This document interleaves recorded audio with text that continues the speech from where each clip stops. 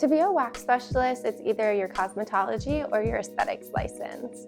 I feel like a wax specialist needs to be someone that is confident, someone that loves their job, that is passionate, and that is focused on making other people feel just as confident as they feel. Yes. Somebody has to be super personable, making sure that they can, carry a conversation with guests. Yes. Super hygiene when it comes to like sanitation standards and stuff like that. I started as a GSA like, as soon as I graduated until I got my license. We do like a series of interviews just to kind of get a feel for like personality-wise and just like work ethic and stuff like that.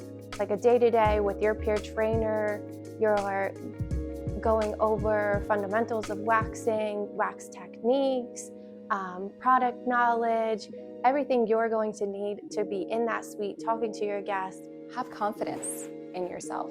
Sometimes when you start something new, it can be a little scary and you have self-doubt, like, am I doing the right thing? Am I not doing the right thing?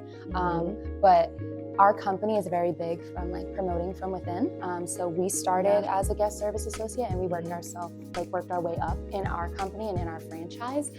So having that confidence in ourselves from the very beginning and like not be scared. Don't be so scared. Like just be yourself and it'll carry you a long way.